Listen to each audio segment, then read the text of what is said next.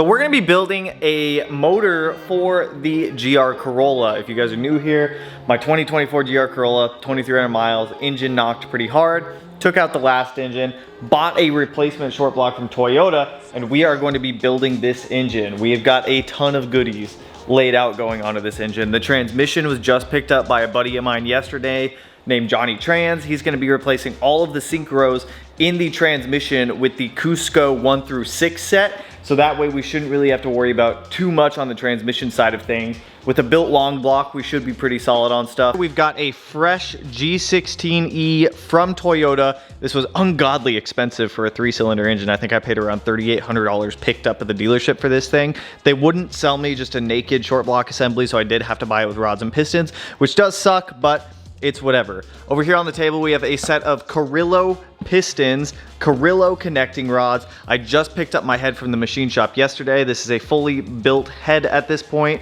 GSC Valve Springs, Supertech Inconel exhaust valves and steel intake valves, Kelford Cam shafts, Denstoj rocker retainer kit. Pretty much everything you can do to a Corolla head we've got done to this head here.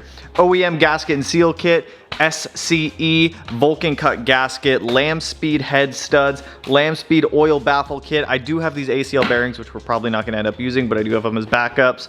Some spark plugs toss in there. Then we've got a ton of other stuff on that back rack over there for this engine and for this car. Now, depending on which rod and piston combo you're using, if you're building your own engine, something to keep in mind is on your pistons, the valve relief cut is going to be a different depth. The deeper side of the cut is going to be for the exhaust side. The more shallow side of the cut is gonna be for the intake side. And you can see that on this stock block, where the shallower of the cut is on the intake side and the deeper of the cut is on the exhaust side. Obviously have an orientation, and I've already gone through our pistons and marked them. You'll see that in a little bit. But with this, we're gonna go ahead and get these stock rods and pistons out of this engine, and then we should be ready to go to start getting our piston rings cut, bearing clearance is verified. I am going to reuse the factory main bearings on here. I'm not even gonna take out the crankshaft. We're just gonna do all this with the crankshaft installed in the engine. Start with the middle rod cap because it's already pretty much up here. Break these two off, take off the top side of the rod cap, and then we will push the rod and piston out the bottom. Now, when we go to install our new ones, we are going to have to keep an eye on the oil squirters to make sure the oil squirters will still clear with our new pistons, which I believe they will, but we'll find out. Take our center rod cap off here. There it is. There is rod and piston number 1. Now, some people are like, well, you have a assembled short block right there. Why don't you just use it? Mainly because I don't want to have to do this again. So if I can go ahead and just get the engine built now and save ourselves the trouble of having to do this later, I am all for it. Rod cap.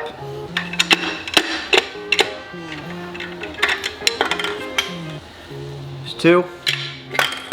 Our stock rods and pistons out, we can actually go ahead and start prepping this for our new setup. Now, personally, I prefer to use a micrometer, dial bore gauges, and all that stuff when doing bearing clearances. However, I do not have a 1 to 2 inch set, so for this, we will be using plastic gauge. Plastic gauge is still fairly accurate when it comes to doing this stuff. We just need to ensure that we are spot on with our judgment on how the plastic gauge looks when it squishes down. We cannot be nice, we cannot be friendly, we have to be honest for this to work. I want to go ahead and pull off the OEM rings to see what they actually measure out to in this engine, so that way I can kind of gauge where I want to put these, because I want this ring gap to be a little bit bigger than what this is, because we are going to be running more boost. We're running a pure 550 turbo on this engine, so I'd like the ring gap to be a little bit more boost friendly. Oil up the cylinder wall here. When it comes to piston rings, if you've never done this before, there are going to be 3 sets of rings per piston. This first one that I'm doing now is the compression ring. The compression ring is going to be your top ring. Use the piston to push that down evenly. Those 19 thousandths on the compression ring. Second ring, and shove that guy in there, flip it down. Use our piston, stock piston, to get it to seat properly.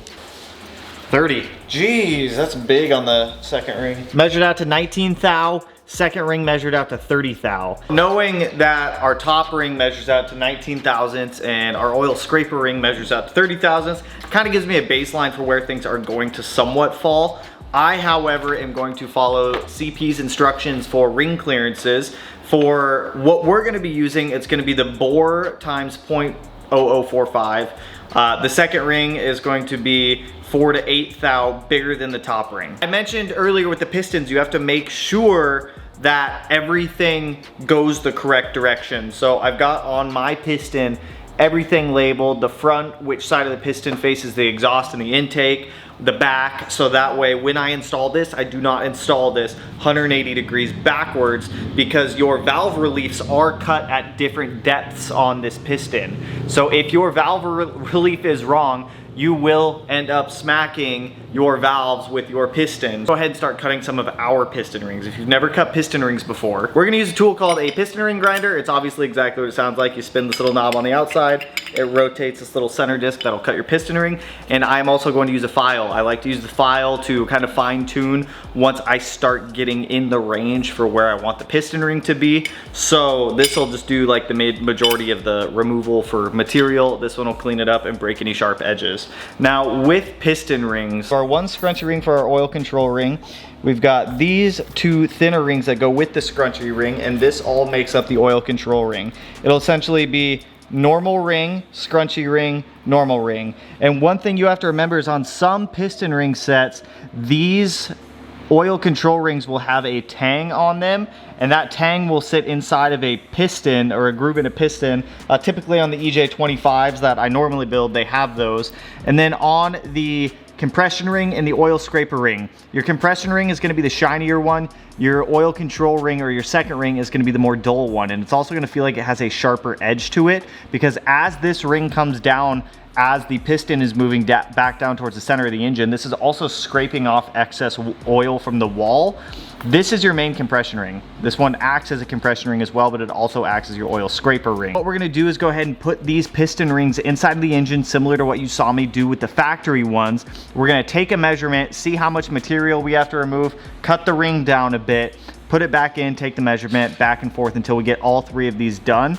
And then I will start putting these on the pistons and then label per piston which port or which cylinder it's gonna be going in. So let's get to cutting some rings and seeing where these ones are even at.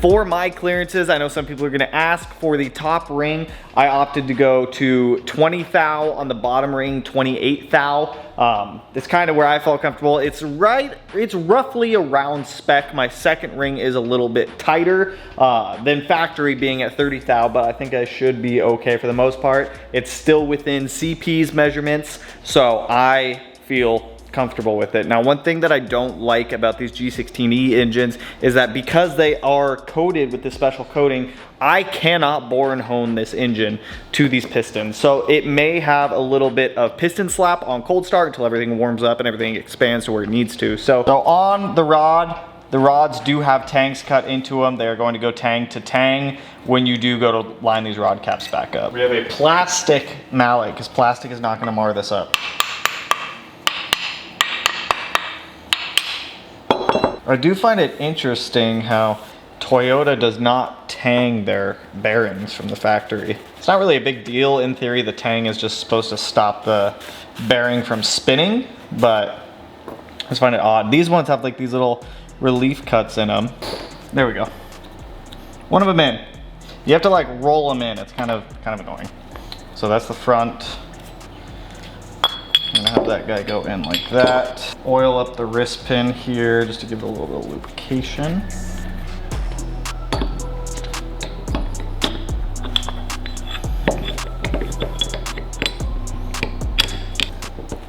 There it is.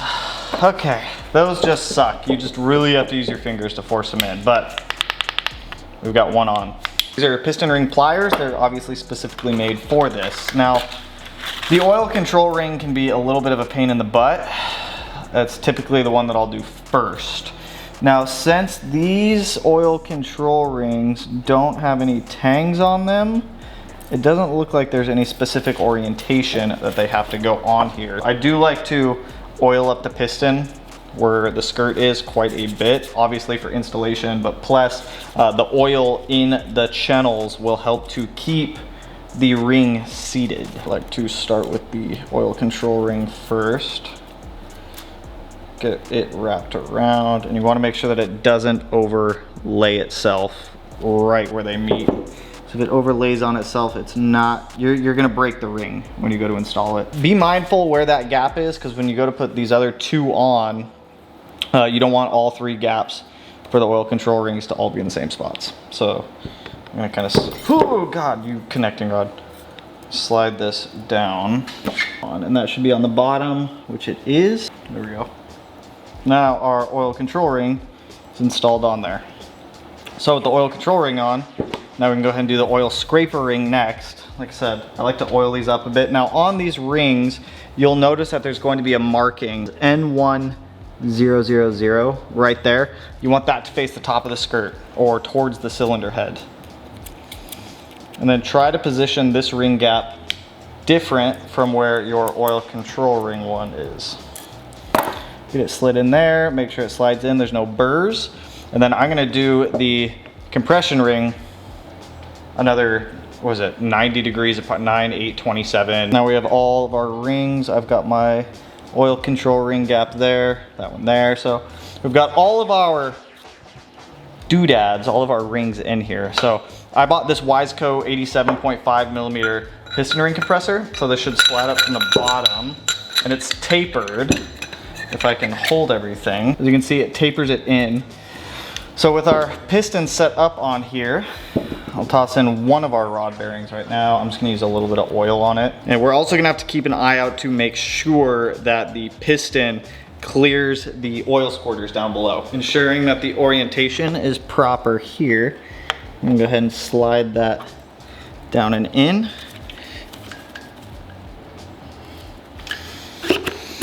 And look at that. No force, you literally just push it in. And it looks like our oil squirters are clearing the piston, which is beautiful. So now that our connecting rod is pulled up against the crank right here, we're gonna go ahead and put a little piece of plastic gauge, the width of this here, put the rod cap on, torque it down, take off the rod cap, and then measure the spread of the wax, and then we'll clean it again. And if it spreads good, then we'll re-torque it down with the plastic gauge obviously removed.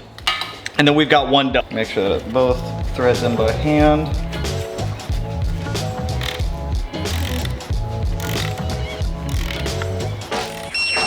$70.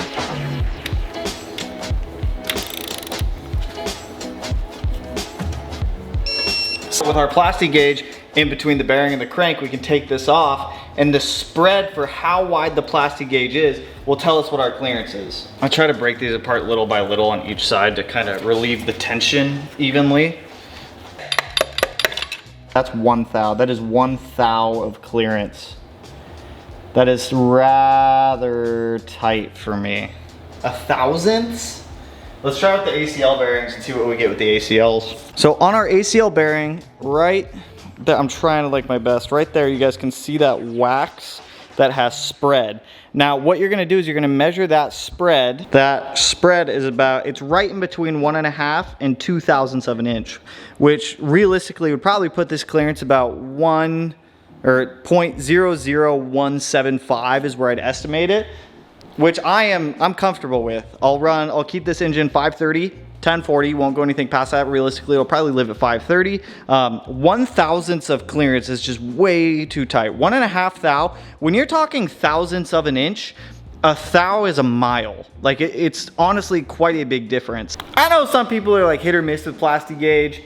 It's my engine. I feel comfortable with it. If I didn't, I wouldn't be assembling it. I wouldn't be using it, because if anything happens, guess who's got to do this again? It's me. So with one done, we got 2 more to go. So we're gonna repeat the exact same process for this.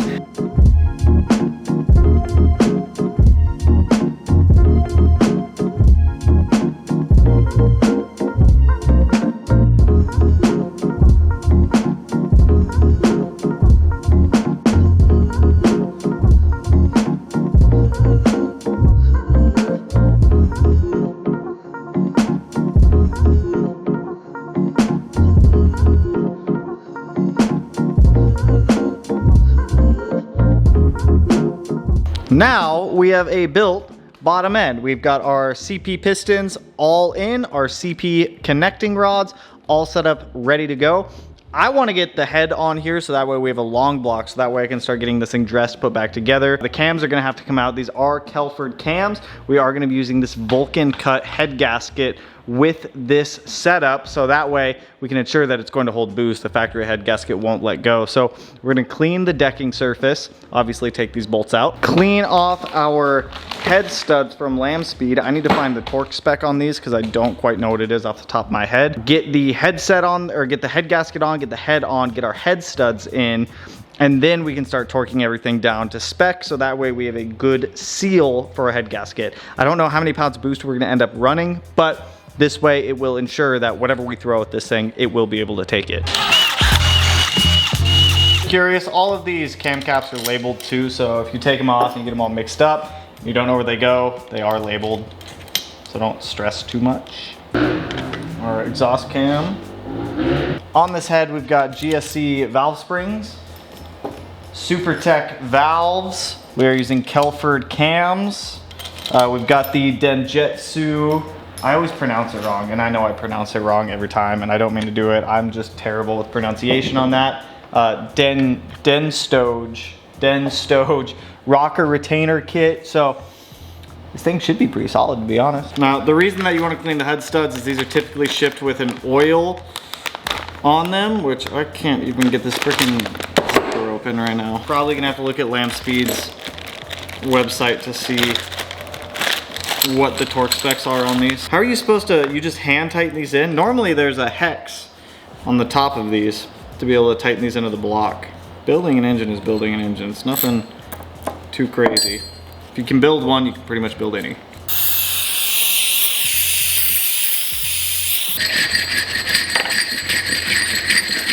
The torque sequence for the head is not publicly available yet, but I've got the documents because we got hookups. So I will put it on the screen for the torque sequence.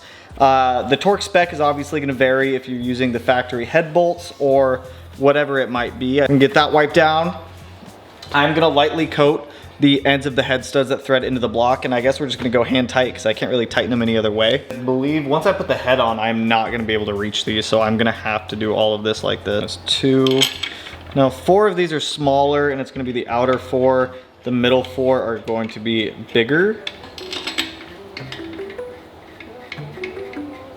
We are using an Athena cut gasket, and this is the exact same gasket that we use on all of the Subaru builds. So obviously make sure the gasket goes on, all the ports line up, which they do, and then we have these copper crush rings that have to sit inside of the bore, and that is what seals all of the combustion gas in. Set her on there. I'm gonna keep an eye on those gaskets to make sure that they don't shift, which they didn't at all, which is nice. I'm gonna start torquing everything down. Had to convert everything over to foot-pounds, so we're gonna start doing this. First up is gonna be 75 foot-pounds. Really? I don't like that. We're gonna start a little lower. 8. All right, so now that I've walked it up from 30 to 50, this is where torque's gonna start to differ.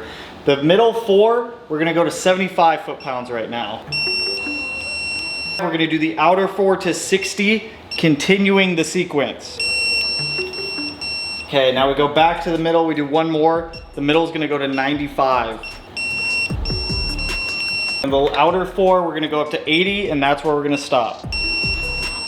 With our head torqued on, we need to let this sit for an hour, come back through, and then double check our measurements. Now this one looks like it goes right here, but it also looks like an O-ring sits under that. But that O-ring fits like perfect. Do I put an O-ring there? Install a new O-ring to the crankshaft bearing cap. When I put this guy on, it's gonna have to go on right there. And then this goes on like that. Our 2 dots are lined up.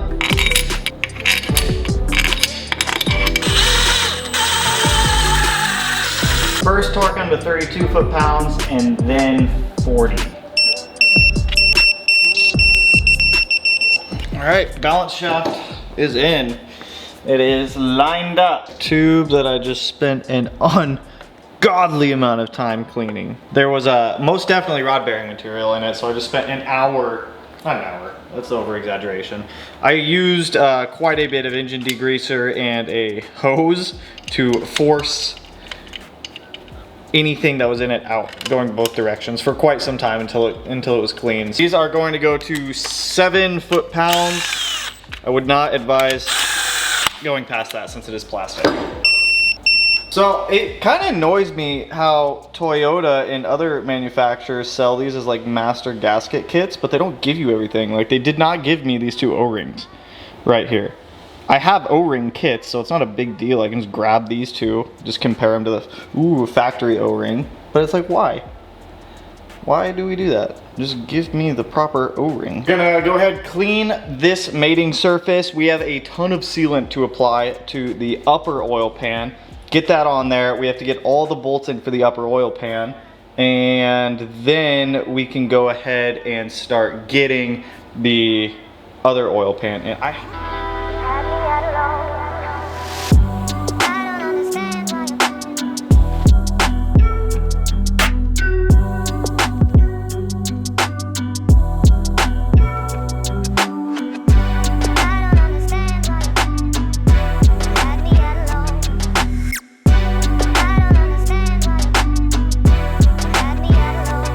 We've got the Lamb Speed oil baffle kit on. It just kind of keeps the oil around the pickup, so it's got these trap doors that will let oil in but not out. Everything's retorqued, good to go. So now we can put the lower oil pan on. I just need to clean this off with a little bit of brake clean and a rag.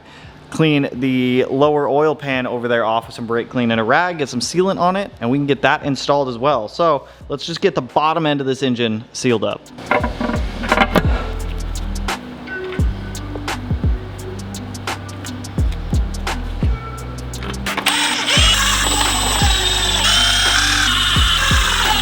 Torque spec on these, 7 foot-pounds. Gotta wipe up all this freaking squeeze out that's everywhere. Ugh. Bottom of the engine sealed up. We're gonna go ahead and jump back up here to the top and get our cam gears on. I was a little hesitant to reuse these cam gears. However, I called a buddy of mine who is an engineer. We looked up the oiling diagrams of this. We disassembled the oil pump, and no metal made it into the oil pump. And the way that this works is the oil pump will suck it up from the pickup. It'll then go into the oil cooler, into the filter, and then get distributed through the block. Now these cam gears get fed by oil galleys that run through the camshaft. So I feel comfortable. Now I did round out one of these bolts when I disassembled this engine, and I'm waiting on a new one to come in from Toyota. So I want to get this thing timed and get it ready to go back together. Because as soon as our transmission comes back from being assembled and put together with our new synchros, I want to get the Corolla going. Oh, look at that, 7/8, perfect. 2, 3. Now we do the other cam gear. Wait a minute, does this solenoid need to go in first? Because this washer is now in the way, which it looks like it does. Make sure that you put the solenoid assembly inside of the cam gear before you put it in. There we go.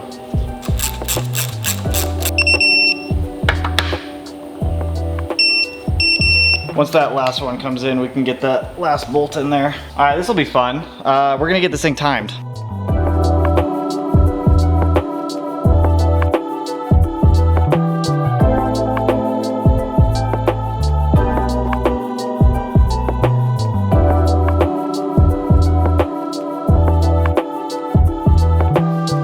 We have our engine timed and verified. Honestly, very easy engine to time. You're gonna start by putting in this chain guide here.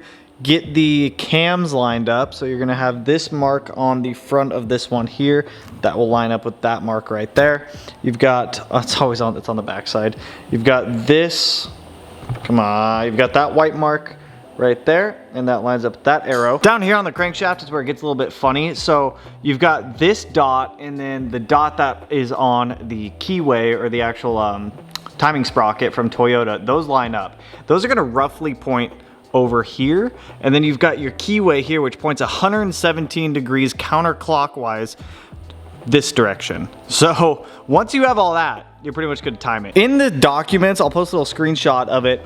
An easy way to do it, line up the two pink pieces of the chain on the cams where they go. And then right here for this yellow one, you've got two yellow links. So the dot is pretty much gonna go right in between the two yellow links, and it's gonna end up like somewhere right about here. So now that we've got timing done, we're gonna jump to the upper timing cover because that is what is next. So on that, Toyota does specify that on these bolts, we are gonna apply some RTV. I'm assuming it's just so nothing leaks out of the front of the timing cover. So let's go ahead and get that guy on, and then we're gonna have to jump down to the lower timing cover. But for that, I need to clean the oil pump housing because I disassembled the oil pump. So, which is good. I mean, we need to clean the oil pump anyways and make sure that there's no schmoo or nastiness in there. So we'll clean the oil pump, clean the lower housing, and then get that installed after the upper timing cover goes on.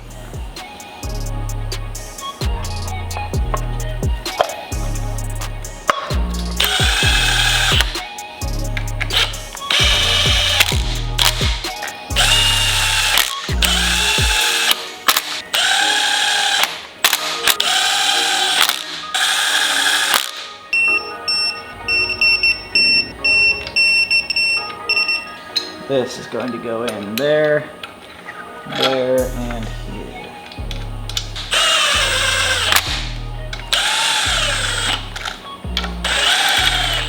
32 foot-pounds. Since there's that bolt that goes through the timing cover, or through the timing cover, there is sealant on that piece that I just put on there on the back side. So this will help squish that down and actually adhere it, so that way she sticks properly. But sweet. Dope, man. I feel like we're making some good progress. I got one of the cam phaser, or I got the cam phasers. I can put one of them in technically, but I'm going by the service manual per as what it tells me.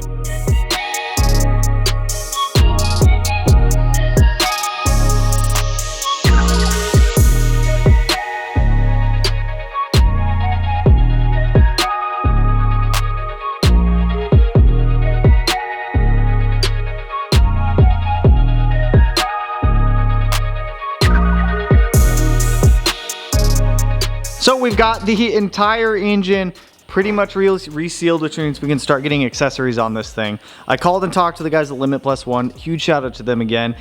They said I can fully dress this on the stand. They're gonna send me the chain points that they use. So when we do get our transmission back, I can just pick this up, plop it on the trans, put the transfer case on, get this entire assembly on our cart like we had before, and get this thing up. I'm gonna start over here on the intake side of the engine. Now with the intake side, we have to put in our direct injectors down here. We've got our port injectors up here.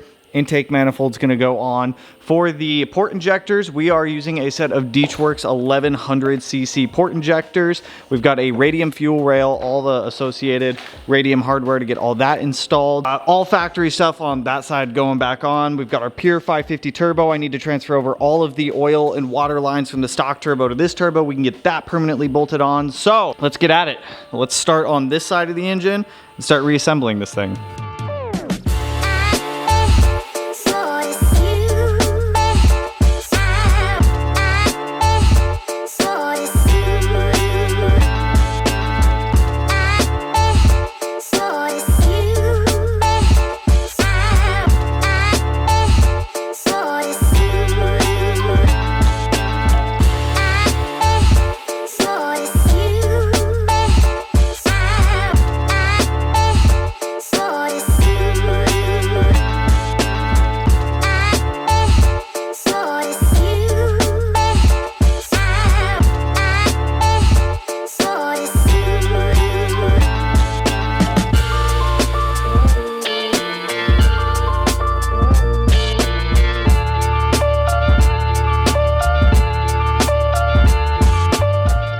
And there we go, you guys. We have a fully built G16E ready to go on the Corolla. Now we're just waiting for our transmission to come back from getting its synchros replaced with the Cusco 1 through 6, and this thing can go back in.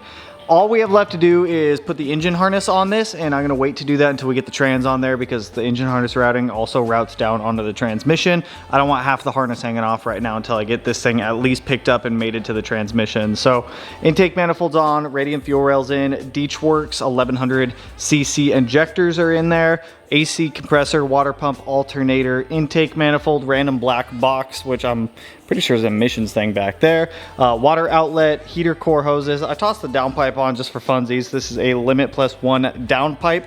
With the AWE catback, this thing is going to be quite loud. We've got our pure 550 turbo in here. This thing is going to make some sauce. My Corky's trying to eat a fly right now. I know there's the adaptation for flex fuel coming on these. When that comes, we'll get that added in also, but for the time being, we'll just run 2 tunes, one of them for ethanol and one of them for pump gas. It's pretty much how I've had all the cars tuned in the past that don't have ethanol sensors on them. But this thing came out absolutely beautiful. It was way easier to build and assemble than I thought. Honestly, it was not a hard engine to take apart and put together. Like, it looks intimidating, it looks like there's a lot of crap on it, but it's really not bad. So for the time being, I'm gonna push our engine off into the corner up until our transmission comes back. As soon as the transmission comes back, we're gonna go ahead and get that transmission attached to here and start getting this thing going because I want my Corolla back. I miss it. It is a fun daily driver. It's about to be a hell of a lot more fun now. So with that, that's all I got for you guys on this one. If you like the video, if you like the mix up from the Subarus, but that's all I've got for you guys on this one. If you like the video, you know what to do. Go and hit that like button, turn it black, blue, green, yellow, purple, silver, cyan, whatever color it turns for you. And if you're not already subscribed to the channel and you want to be, I'll put it in one of these corners. No idea which one quite yet, but with that, I will catch you guys in the next one. So peace out, homies.